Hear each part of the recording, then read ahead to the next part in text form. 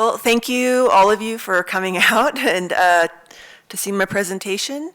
I was born in Sacramento, California in 1975, and grew up in Auburn, which is a little town about a half hour north of Sacramento. That was the main place I grew up.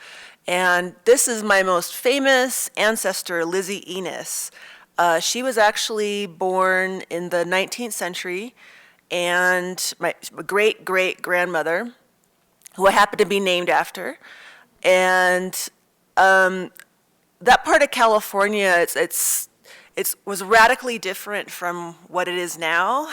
It used to be really lush. Things just grew. There were these huge, magnificent oak trees. And for those of you that don't know, the staple food for the Maidu people and pretty much all of California was the acorn, which is very high in protein and fiber and omegas and all these wonderful things. And so she was a basket maker. And actually her father was a Swedish immigrant, but he kind of rejected the children he had with a Maidu woman, and so she's like, well, F you, I'm a Maidu. And so she basically just lived as a Maidu person and spoke the language and retained the customs and taught a lot of people, and ethnologists loved her. She's in a few books from the, I think,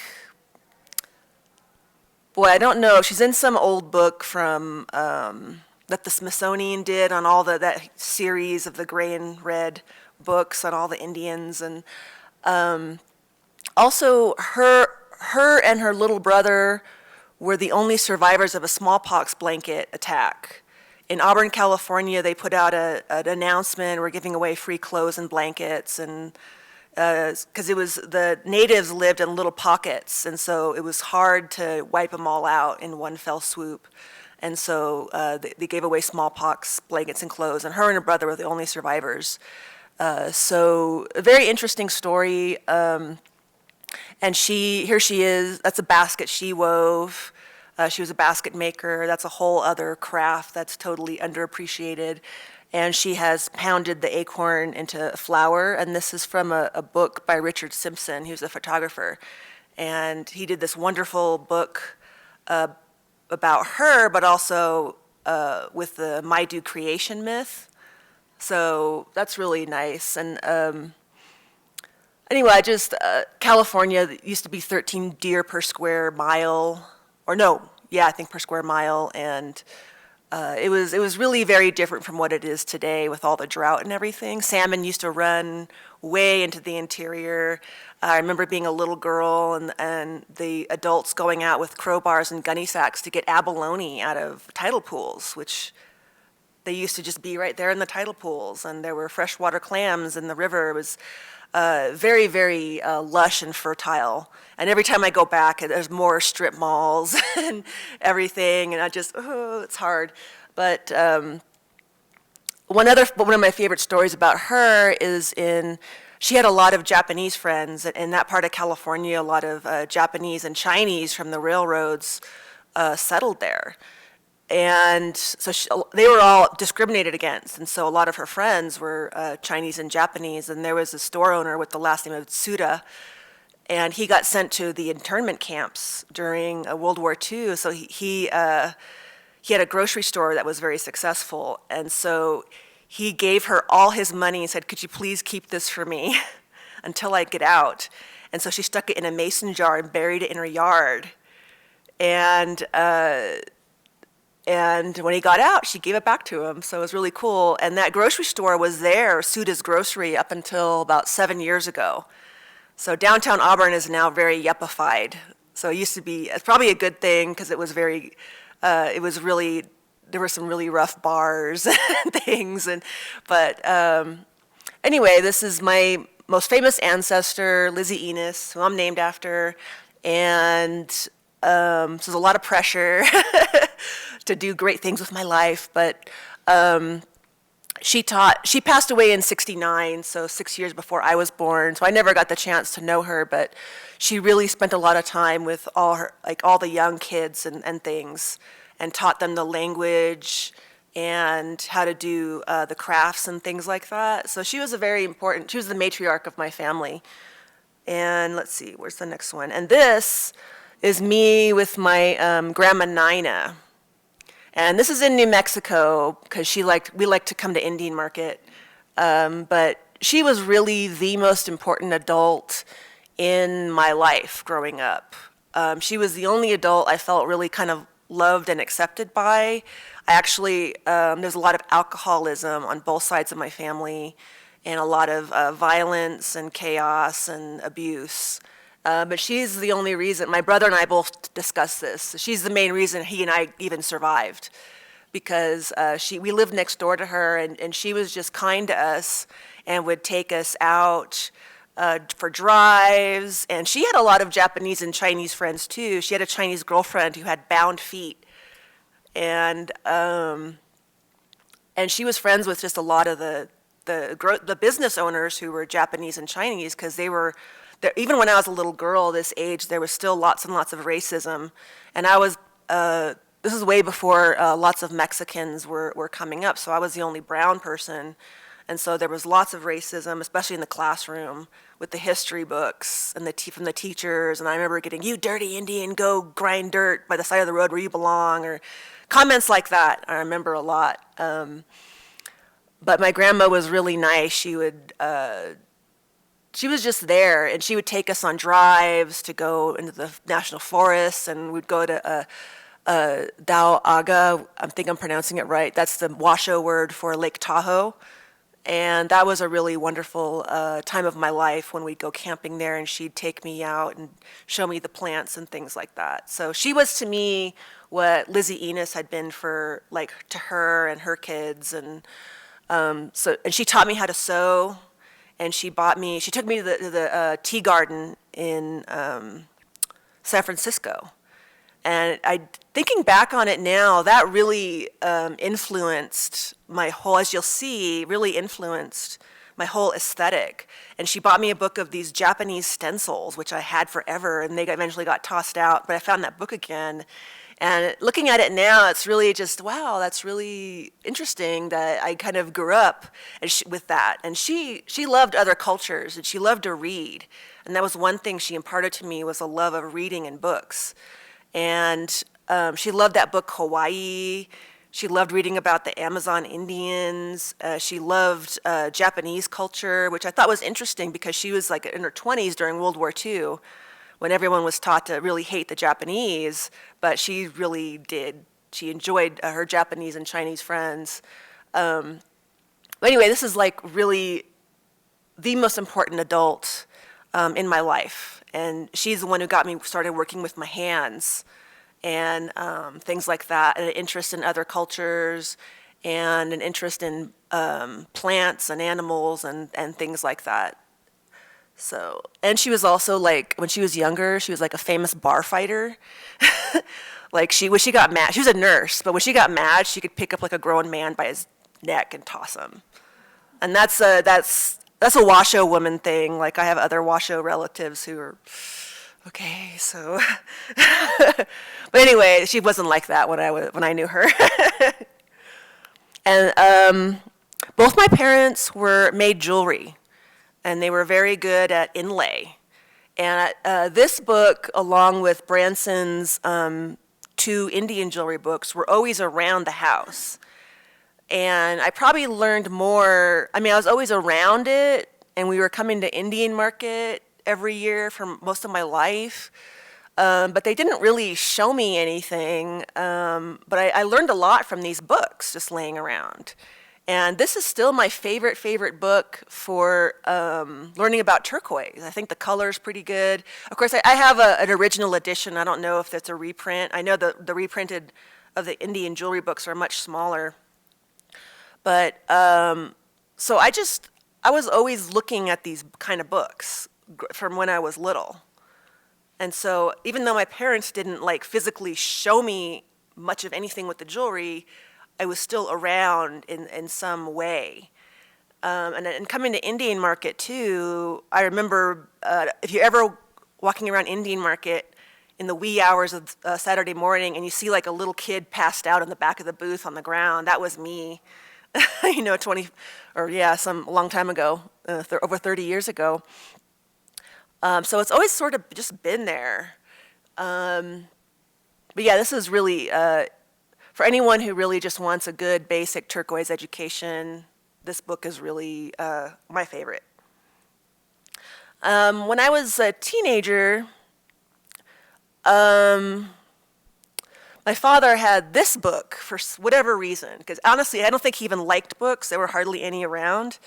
But he had this book, and he didn't know really anything about this type of jewelry, but he liked looking at it. And I'm like, and honestly, up until then, I wanted to be like an actress. I had no interest in being a jeweler, but I did make little beaded things and string necklaces in junior high and high school for pocket money. So I was sort of making little jewelry things just for like $5 here, $10 here. I was like, yay, I'm rich. And but this book really got me excited about jewelry. This is a piece by René Lalique, and Alan really didn't know, and again, he didn't know anything about this kind of jewelry except that he's like, see that, those leaves, you could see through them. And no one knows how to do that technique anymore. So I'm like, whoa. So I was looking through this book, and this is still one of my favorite books. I still pull it out just to kind of get inspired and to get grounded into the kind of jewelry I really enjoy making. And there's Lalique, there's Fouquet, who is another wonderful jeweler, Tiffany, Cartier, Boucheron, Bulgari. This is a really just wonderful book about jewelry, especially in the mid 19th century to about the mid 20th century. And really, like a lot of the houses that are represented in this book don't make anywhere near this level anymore. And plique-à-jour is like cloisonné but backless, so it's like a little stained glass window. And I think it was done during like the Renaissance a little bit, and then it got revived. And one interesting thing about what I found out much later is the Art Nouveau period was inspired by Japanese art. Like in the 1850s, Japan was forcibly opened to trade by Commodore Perry, and so all these woodblock prints were getting sent to Europe, and that really changed the whole aesthetic. And I thought that was really neat. So yeah, this is just one of my favorite pieces. So anyway, I was like, whoa, this is so cool. I was looking through this book. Wow, if I could ever make jewelry like this, I would be like really awesome. So I'm going to skip ahead a while because most of the best slides I have of my early work are still on physical slides, and I have to get them digitized. But let's see. I kind of just hadn't even thought about making jewelry until like I was 19 and I moved back to Santa Fe, and I signed up for a metalsmithing class at the community college. And I thought it was like making toolboxes and things out of steel. That's what I thought it was, but it turned out to be jewelry, like silver jewelry. So I just started making stuff, and it just started selling. So I'm like, okay, here's some, like I'm getting money.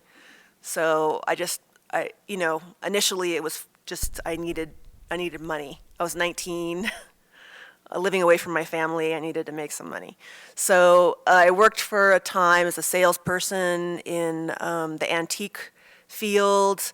And I noticed one of the things that really sold very well and got snapped up and actually would change hands several times before the show even opened to the public would be the all turquoise Zuni butterflies. So so this pin I actually made fairly recently, but this is the style of pin I started making that became very successful. Up until then, when I tried making jewelry, I liked the really slick, clean, contemporary type of jewelry, but people didn't really like it that much, but these just sold like, I don't know how many, God, I probably made 100 of these in different kinds of stones, and it became, word got around that I would buy rough turquoise by the pound, And that was when it was very affordable. I would still go into debt because I would buy so much at a time. I knew it wasn't going to be around forever because it came out of people's stashes. Like, oh, this trader had all these buckets in his basement that he got 50 years ago. So it was that kind of a situation. And so I knew that it wouldn't be available forever. So I tried to acquire as much as I possibly could. I lived on ramen. I had a lot of debt, but I did manage to acquire quite a bit. And what I would do is make a few pieces and then stash the rest of the turquoise away for my retirement. So anyway, one of the antique dealers was this really interesting guy named Bob Bover. And I went to go see him. He was extremely generous.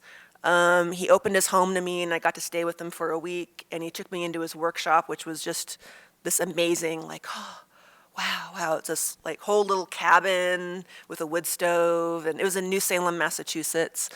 And this is a cowboy spoon. That book by Sindra Klein about tourist spoons had just come out, and that was sitting on the counter, and he was like, oh, let's make some spoons. I'm like, okay. So we cast up some silver ingots, and he taught me how to forge. And so I forged out this spoon, and I thought it was silly for me to do like an Indian head one. So I'd like, oh, I'll do a cowboy.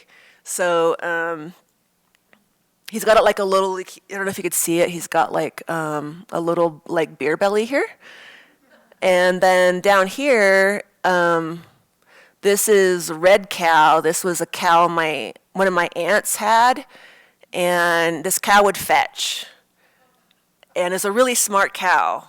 And well, it was a steer technically. So she had her steer, and we had our steer that lived in the same pasture.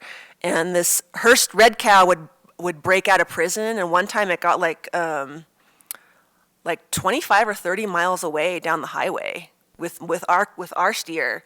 And then this cow too, there was an apple tree, and I would throw apples for it, and it would go off, lumbering off, and pick it up and come back to where I was at the fence and spit out the apple. And the apple was totally whole. It was all slobbery and gross, but it was fun, like throwing the. And I didn't know, I was too little. I thought all cows did that, but they don't. So that's just a fun little memory of red cow. And it was really hard to watch when they got slaughtered, but they tasted really good. And the next trip out to New Salem, Massachusetts was Bob taught me plique-à-jour. That first trip, I was like, oh, I really love René Lalique. And he's like, oh, I do too. And I'm like, oh, I've always wanted to learn plique-à-jour. Oh, I know how to do that. I'll teach you. Come out again. I'm like, so that was really incredible. So the first project was, he gave me this little bitty scrap of silver, like an inch by an inch. And he said, whatever your first plique-à-jour project is, it has to be out of this. I know you're going to go overboard for your first project. So I'm like, okay. So I sought out this itty bitty butterfly, and we did that. And then the very next project on that same trip was, we did hair combs.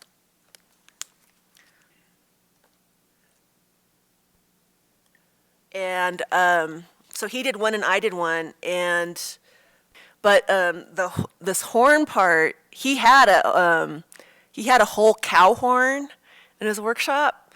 So we took turns holding it and sawing it, and then kind of made thin pieces. And we tried to soften them on the wood stove, and it wouldn't work. So he put it in a pot of water and boiled it on the stove. And then his partner, we just let it boil. And his partner, Paul, came home and was like, oh, what are you guys cooking? It smells horrible. But we did that. And then I didn't finish this whole thing. Like this part I did at home. This is fossil ivory. But this whole flower is hinged, and so it tilts back and forth. And then this cold connection, where's that pointer? Just this cold connection down below it that attaches to the horn, that was quite a lesson. So this was like 10 jewelry lessons in one, and it was really an intense week. And I didn't even get to, I had to finish it at home and clean up the horn and everything. But it's still one of my favorite pieces I've ever done. And then this is my very first plique-à-jour dragonfly. And you can see there's turquoise on the body. The tail, that's calibrated blue gem from the 1940s. So that turquoise was so plentiful back then that they would say, oh, we need, 5x8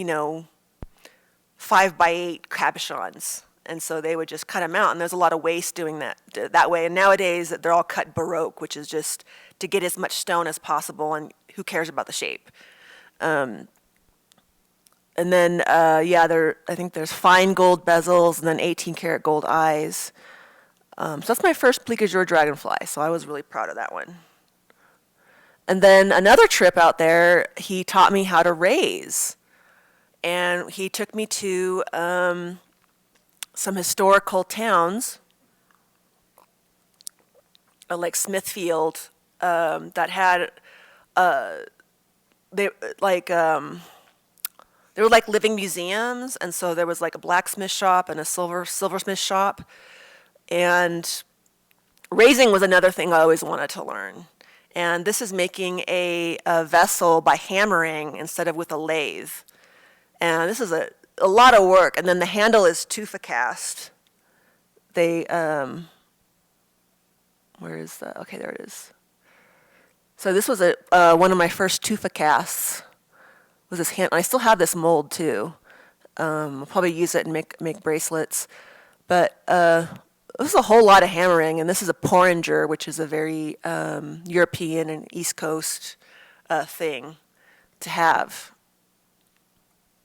And then here's a plique-à-jour mayfly. There was some issue of National Geographic that had these bright blue mayflies. I thought they were so cool, and so I wanted to do a plique-à-jour one. And that has an articulated tail, as you can see. And then that's Persian turquoise, I think, on the tail. And then the body is blue gem. And the thing with the enameling is you can't solder it afterwards. So once the enamel's baked in there, and it vitrifies about 1,300 to 1,400 degrees Fahrenheit in the kiln, and the metal gets glowing hot too. So you have to, with plique-à-jour, there's really only like a 5, maybe 10-second window to get it right. So you gotta so I have an altar, I pray to my ancestors, I make offerings, I do all this, I have to be all there before I fire, because you have to I lock my door, I turn off my phone, everything has to be right. I did overfire one pin, and I still have it. It's just there's nothing you could do with it afterwards. Only thing is you can smash it up with a hammer to get the enamel out, and then melt the silver.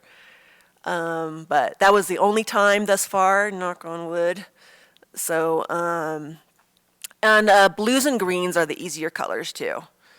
That's why in the arts and crafts jewelry you see so much blue and green. It's because those are very easy colors, at least in the transparents. The oranges and reds and pinks are very difficult, especially the pinks. And here's a cicada I did, and again at Bob Bover's. And these wings are articulated, and they're joined by a brass strip in the middle. So, and the body is horn. And then I tried making a dress clip on the back that flips up and down, and it didn't last. So I took it off and then redid it. So that was another fun one with the brown and the blue. And honestly, I like the idea of the kinetic wings and leaves, and the French term is en tremblant. It means when you're moved, they kind of quiver. But A, it's a lot of work to get it just right, and B, the more moving parts you have, the easier it is to break. And also, plique-à-jour really, really hates any kind of vibration. And so when I make it, I have to grind it by hand. So it takes hours and hours and hours to grind like the back when it leaks through. So this is the plique-à-jour is really sort of a labor of love, and more people are trying it nowadays. But for a while, I'm pretty sure I was like one of a handful in the country. but on Facebook I see more enamelists trying it and things like that. So, and then these are some of the classic style earrings I've done. These are all Morenci. I did lots and lots of classic earrings and bracelets and butterflies. I don't know, I lost count. I was just a machine for about 10 years there. And then here's one of my, I actually made this a while ago. This is all number 8 turquoise with ruby eyes and 18 karat gold. And the wings are kinetic on this one as well, so they go up and down. And this is on permanent display at the Wheelwright Museum. And underneath the body, it has to be hollow, so you could have the little mechanisms in there. So that was a fun one, but it's really, really super heavy. And the wings were, I had 2 slabs, and they were really thick, and so I sawed each one in half, and that was another, just, you know, it has to be, you have to be spot on with that. And so I'm really glad. I now have 2 pairs. I still have 1 pair of those wings from my retirement, and this pair is in the Wheelwright. And then here's, I really loved George Jensen's work. He's a Danish silver worker. And this is my George Jensen inspired dish. And this was 3 raised pieces. So the lid is raised to match the body of the bowl. And then the base is raised to be a cone. And then that's a number 8 bullet on top. And then I did sort of a Kenny Begay type, or tried to do a Kenny Begay type bezel. And then here's one of my favorite classic bracelets. This is some just extraordinary blue gem I got a hold of, and I managed to save 1 set for myself, but this was the best set. Just, boy, really beautiful turquoise is like glass almost. You could, it's kind of transparent. You could see through it a little bit. And people ask me, like, how can you tell the stabilized from the real? And I'm like, well, there's probably a more scientific explanation that has to do with light refraction and, you know, the refractive index and things like that. But for me, like, across the room, it just, boom, it pops. You could see it. Like, there's probably, you know, 100 pieces of stabilized or block turquoise downtown right now that is the exact same hue, but it's not going to look the same because plastic doesn't refract and treat light the same way that turquoise does. So anyway, some of the best turquoise I ever had.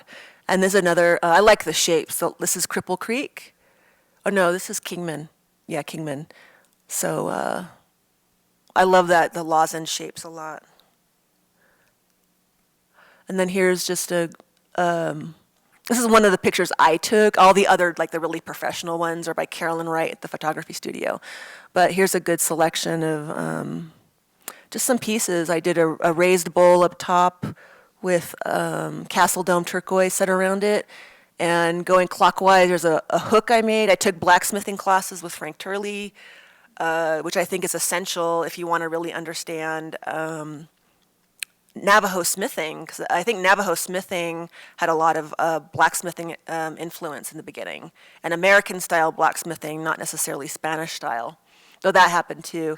And then there's some really old beads I just put, and then a dragonfly with jasper wings, some coral earrings, a first phase buckle I cast up, Hubble glass earrings in the middle, just a fun little group. And here's a really spectacular dragonfly I did for someone.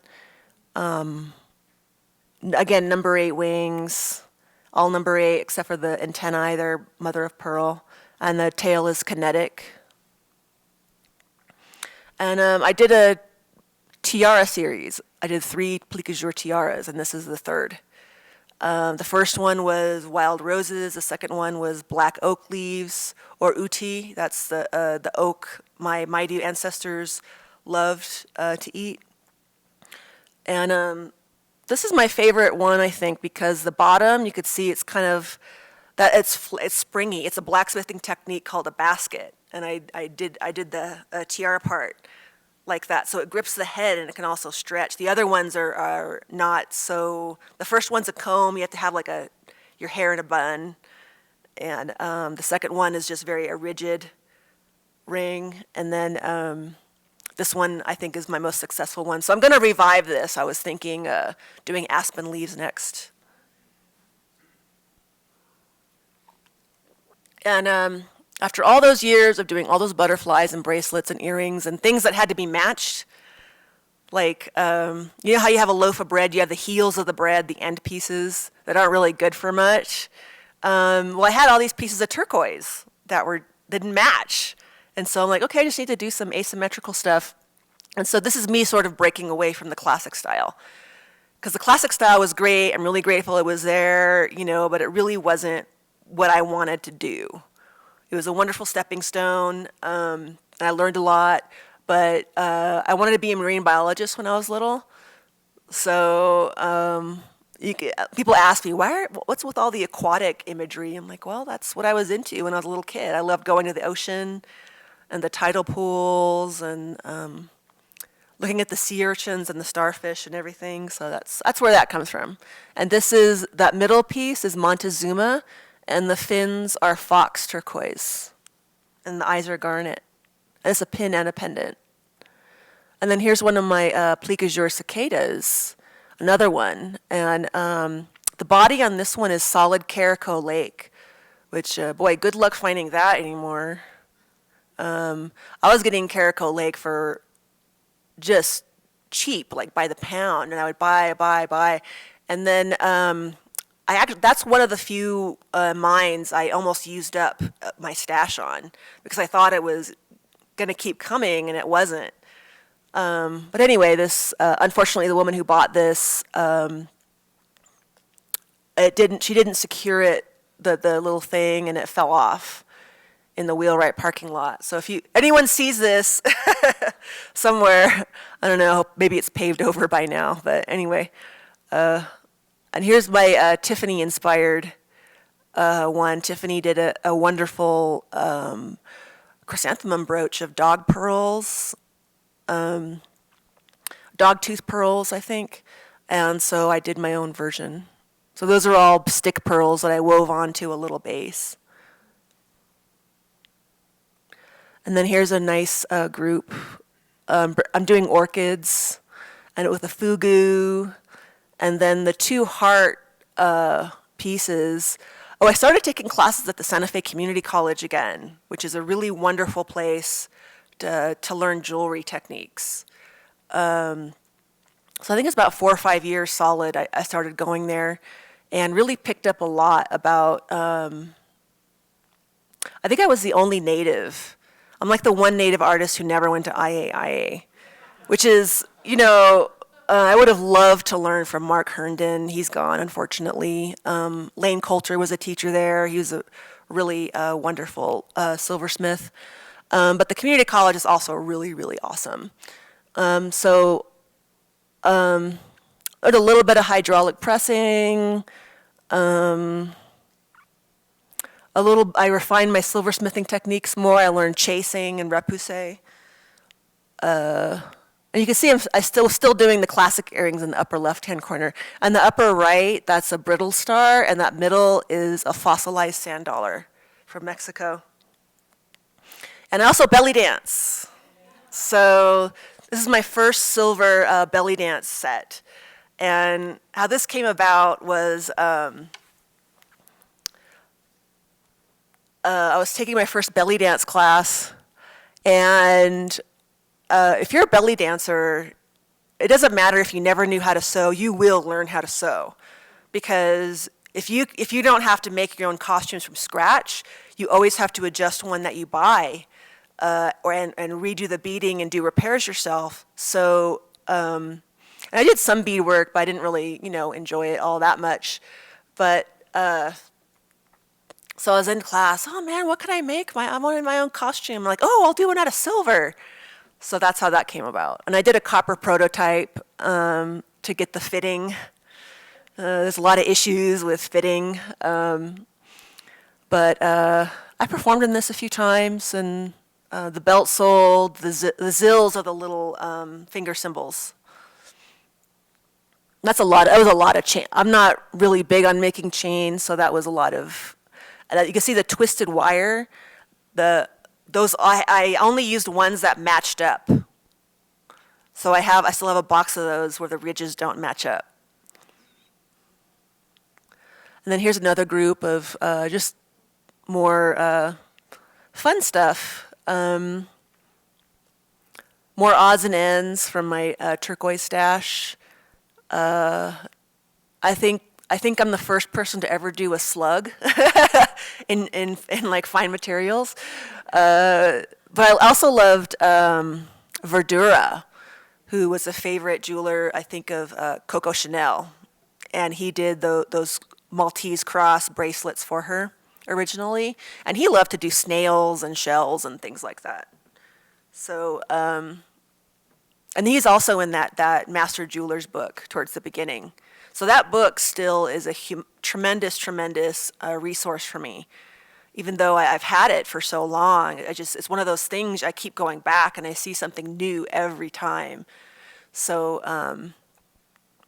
yeah, it was a crab. My brother told me about an invasive species of crab in the Sacramento River called mitten crabs, because they have all this moss on their claws. And supposedly they're good eating. And so I had these really weird shaped turquoises that were kind of like hearts. And I just don't have the heart to butcher a piece of turquoise. You know, when I cut turquoise, I try to keep as much of the stone there as possible. I very rarely like have a real specific rigid idea in mind. Like, I need a butterfly shaped like this. I like go through my turquoise. I'm like, okay, what do you want to be? I'm like, okay, I need a butterfly. So I'll just go through and look at the pieces. And so I just can't do it. I one time made the mistake of giving a nice big slab of Caraco Lake, like real just solid green, to a colleague. And he just butchered it. He cut it up, and when he got through with it, it was a stone about the size of my thumbnail. I'm like, that's the last time we're going to guys. Killed me. So, and then on the right, I also buy cabochon turquoise, and the bug on the right, those were cabochons I bought that way. So the body, I think, is Persian or Bisbee. I think it's Bisbee. And then the head is blue gem, and then the antennae are coral.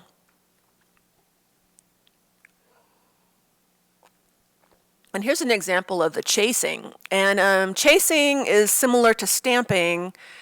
It's just a lot more of it. So the chasing tools have very, very simple profiles and shapes, like just a crescent or just an edger, whereas stamps are really ornate. And chasing, you do a lot of it over again. And stamping, you just bonk, move it, bonk, move it, bonk. And I like doing things that are different. I mean, I grew up around native jewelry. I just grew up around it. And so I wanted to do something different. You know, it wasn't enough for me to just keep doing what other people have done. So I just really wanted to push the envelope. And so I did a lobster. And you could see some of the repoussé from the back. And I actually got this idea from a Trader Joe's shopping bag. I don't know if they still have them. They have all those woodcut prints. And on the bottom of the bag was a really neat woodcut of a lobster. And I would always see that. And I'm like, okay, if I really like that, I'm just going to put it on a bracelet. So I did go to Maine once, right out of high school. And I liked all the lobsters. And then this is... I titled this Fortress, so it's a heart with spikes and flames and blood coming off of it. So I went through a period, I'm still in that, of working through the trauma from my childhood. Been dealing with depression and PTSD for most of my life. Panic attacks. I thought everyone had panic attacks, but I guess not. So working through a lot of my family issues, and so I just let that come out in the jewelry. So that's one of the pieces where it's just the anger and the hurt and the pain is really coming out. And it turned out to be a very popular series. So I'm going to do my 5th one soon.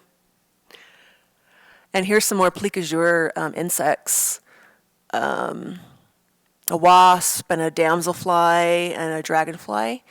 And here I'm starting to put pieces of pure gold foil and leaf down inside the enamel when I fire it. If you look at the stone in the middle of the wings, that actually has 2 prongs on it, and then the body has 2 holes in it. So the wings have 2 holes. And so how I assemble these is I do get them all done, and then the very last step is to actually the pin stem's the last step, but the next to the last step is to push that through and assemble it all, because you can't do plique-à-jour and then solder onto something else. You'll just F it up totally. You'll mess up the colors. It could burn. The enamel could melt. And make a big hole. It's just there's so much. It's very demanding. Now and then I have a colleague who wants me to teach them like plique-à-jour or enameling like in a day or two. I'm like, well, imagine like getting 6 different women to share the same bathroom. That's enameling to me. Like I learned the basics from Bob Bover in a week, but it was a really intense week. It was like all day, every day.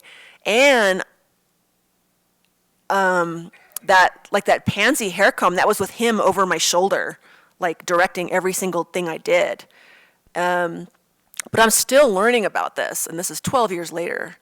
So it really is, it's a labor of love. You have to really love it, and you have to love piercing, because all those little holes are all, those wings were solid sheets of 18 gauge silver that's a millimeter thick. And it doesn't sound like that much, but when you have a punk of silver and you're going through it with a saw blade, that's about a few of your hairs thick. Trust me, it gets, like my whole world is like this much silver for like a month or more.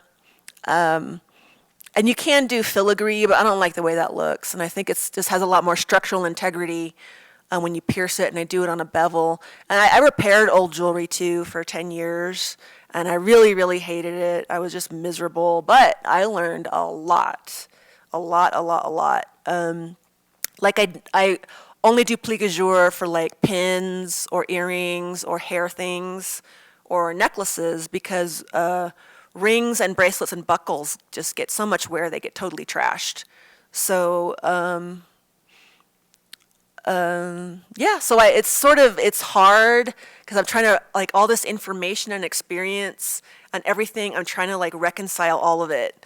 It's like, I see some of my colleagues do these crazy bracelets, all this stuff sticking out, or the rings, all this stuff sticking out, and I'm like, that's a beautiful design, like that would win a sculpture award. But if someone tried to wear it very often, so that's how I think. That's why I don't do like all this crazy white like stuff that sticks out, or bracelets with stones like here. Like every bracelet I ever had with a stone on the terminal, like to repair, those stones were just demolished. So I won't put stones there. Or like rings, like the rings with the inlay all around. Like it's just natural wear and tear. Like it's just, so I try to be really mindful of that kind of thing. And it's very limiting, but I also just, I'd rather feel good about selling it and hope, feel like, okay, so this person can wear it and enjoy this, like whenever they want, instead of just on special occasions. I try to make jewelry that can be worn a lot instead of just opera jewelry. And here's some just fun earrings. It's some koi, chased koi. And I really like koi fish because of the Japanese tea garden my grandma took me to in San Francisco. And here's a cicada with folded wings. And I'm going to do some with plique-à-jour in the wings, but I couldn't figure out a way to, because they have to be curved, and there's just some technical things. But I carved that piece of lapis. And I have done inlay, but both my parents did it, and so many people do it. And I'm going to start doing it again because I messed up my elbow blacksmithing last year, and it's still bothering me, so I can't do all the crazy smithing that I really like to do. So I've been buying cuttlebone and tufa, and I have so many stones. I have just a whole shelf full of rocks that I need to do something with. So I'm gonna do more. I can do the inlay and the lapidary. I find the enameling much more interesting. So the challenge for me is to turn the lapidary into something that I really enjoy, and that's fun and different. I mean, so many people do inlay, and there's some people like Raymond Yazzie and Verma who are just so good at it. I think they're just like their work really sings to me, and so I guess I'm gonna jump on the inlay bandwagon again. And here's one of my favorite bracelet designs, the uti, which is the black oak acorn. And this is one piece of silver that's all chased and tooled. And one of the tools I got from a stash of Morris Robinson stamps. I don't know, how many people know who Morris Robinson is? Okay, so I have about 100 of his stamps from a long, long time ago, one of my acquisitions. And it came in an old beat-up cigar box. And two Bob Boverfell were earlier, they were like fleur-de-lis, and he felt those were passed down to him. And they're all made out of old files. Anyway, a few of those stamps work just incredibly well for the chasing on the heavy gauge. And again, this is a 14 gauge, which is pretty heavy. Most people who do chasing in repoussé, like in Europe and here, use a much lighter gauge, like 22, 24. Again, because I repaired so much jewelry, I want my jewelry to frickin' last. So I use for bracelets, I use the heaviest gauge I can possibly get away with. It's more work at the time, however, it will last. And I think it's just a nice feeling when you're wearing a bracelet that is substantial. It's like, I think because jewelry was really some of the first wealth, and my ancestors were nomadic, and so that was your wealth, was your jewelry. And so I think it's just nice to have substantial metal and nice stones. And here's some really fun things. I really wanted to do an eyeball necklace out of enamel, so I did one. And I want to do candy too, because my parents were really, really super strict about health food. We weren't allowed to have any candy, and Grandma would always buy me candy. And so candy is like this forbidden, thing. And I just love how artistic candy makers get, all the colors and things. And I remember in Folsom, we'd go to the powwow there, and there was this one candy store that I loved going to. And so I'm going to do a whole candy series. And that health food thing really taught me, good eating habits, but I think you can go overboard. But yeah, we weren't really allowed to eat our Halloween candy much. So, but anyway, yeah, I have a thing about candy. It's like the forbidden fruit. And then, I'm part Navajo. I'm not supposed to do snakes. I know, but I'm also Maidu and Washoe, and the Washoe believe there's a huge serpent that lives in Lake Tahoe. And when I was a little girl, I thought I saw it. It was probably just I don't know what it was, but I could swear I saw it. It totally freaked me out. But I just always liked snakes. I liked playing with them. I would catch them in the yard and stuff. So I don't know, it feels right to me. And I can always tell who's Navajo and who's Hopi. I mean, I can already tell by kind of the facial features, but when I have that at a booth, like the Hopi people are like, ooh, a snake, they'll come right up, and the Navajo will be looking at my stuff, and so, and then more orchids, more enameled flowers. I'm doing more, plique-à-jour is really considered one of the more difficult enameling techniques, so I'm trying to play around with the sifted. So it's just you put it in a little sieve and shake it over the metal and fire it. It's a much, much easier technique. Here's a sifted orchid pin. And this is an example of what happens, how fussy the pinks are. This was all supposed to be hot pink. I mean, I still like the orange and the brown, but you could see in the middle a little bit, that was the color it was supposed to be. But pinks are just really fussy. And then here's an emerald dragonfly pin. And because I'm hoarding my turquoise, I've been using emeralds and sapphires and things, so I can hang on to my turquoise. And then I did put Bisbee in this one with the diamonds. And I had the diamonds along the wings. I had my stone setting teacher set for me. I didn't feel confident enough, but I did take his class like 4 or 5 times. So from now on, I am setting my own diamonds. And then here's another sifted enamel orchid with a South Sea pearl. And I've been buying Japanese enamels, and I really love the colors. And they're full of lead, but the leaded colors, for some reason, are prettier. And there's some colors you just can't get in the unleaded. And then here's one of my first cloisonné pieces. And then this is a really wild anti-clastic. Anti-clastic is like a saddle. Like synclastic would be like a bowl, so you have the cross axes going in the same direction, and then the anti-clastic is like a saddle, and it's really, most people do it on a hydraulic press. I did this all with hammering, and then I did the ripples on the sides. So, and I actually took that turtle out, and I'm going to put him on a pendant, and I'm putting in a jeweled starfish.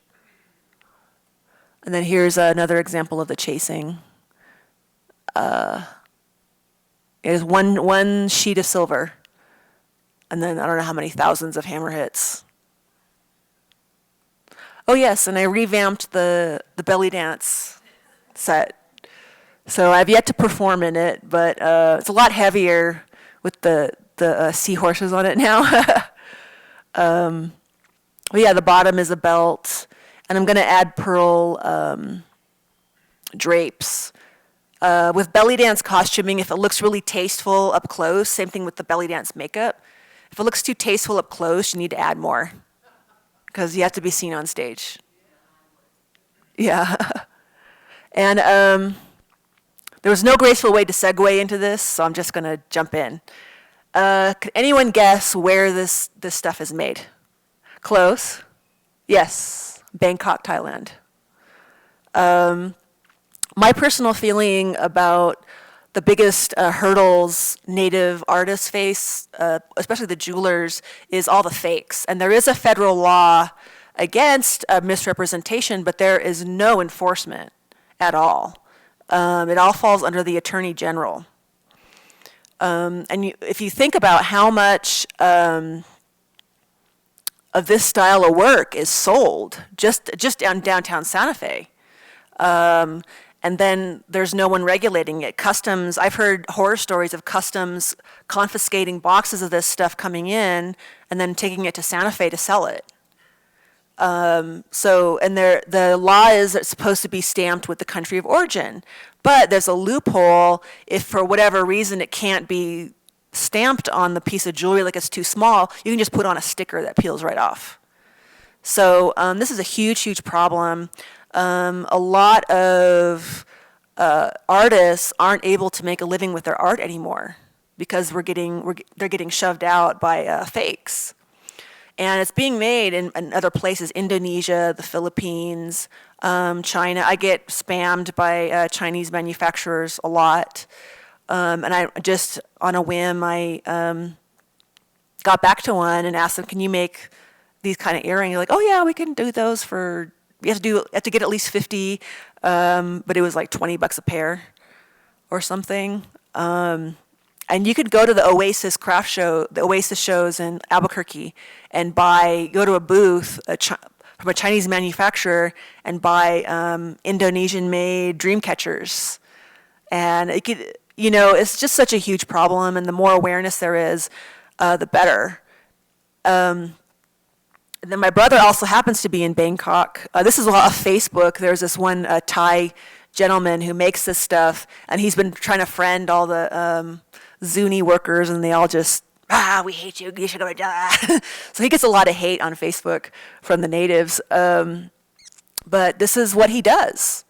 And in Thailand, the labor is super, super cheap.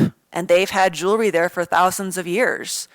So they can knock off anything. In fact, that's what Thailand is known for. Like jewelry designers from all over the world, Europe, America, wherever, can take a design to Thailand, and there are people there waiting who can just knock it off forever and for cheap, like pennies on the dollar. And this makes it into this country. So anyway, my brother Jeremy took these pictures himself. It was a stall in Thailand. It's like a little stall. He said he had to sneak these pictures because they were really giving him like the stink eye. So, and the bottom right one looks like it might actually be a Sleeping Beauty. And so it wouldn't surprise me if American turquoise is getting bought here and sent over there. And there's just no regulation. There's laws, but there's no enforcement. And this just gets sold. There's more fake Zuni work being made probably just in Bangkok than there is at Zuni, like actual Zuni work. And then here's another picture. It's really fuzzy, but that's another picture he took. You can kind of see. So that's what's going on out there. And that's I decided that's my little mission is to raise awareness about this. I think it probably has to happen with consumers, with the people that live here, who have people that come visit them, tell them, go buy under the portal or buy from Bati's or Shiprock or someplace that's really reputable. Yeah, if it says 50% off or going out of business sale, just run the other way. And then the last image, this is one of my best plique-à-jour pieces I've ever done. This is with yellow, orange, and red, which are really difficult colors. And here I combine the chasing and the repoussé with the plique-à-jour. And then I added the fin on top. This was actually pretty risky because up here, this is really exposed to the heat in the kiln. And so the kiln, there's hot spots in there. Some places get hotter faster. And so it's a lot of alchemy. It's a lot of luck and a lot of sensitivity to the material. And then so that was, I made this, I finished this, I worked on this probably over 6 months at least. And I think that was 177 little individual cells I sought out. And then I've been buying a lot of emeralds. So emerald eyes, I love emeralds. Just like the color. And then except for this fin on top, and the bezels, this is all one piece of silver. Because once it gets in the kiln, again, soldering and enameling don't like each other. Because the temperatures in the kiln get so hot that solder flows. So it's a tremendous amount of planning that has to go into this. So that's it. That's my presentation. Thank you. Thank you.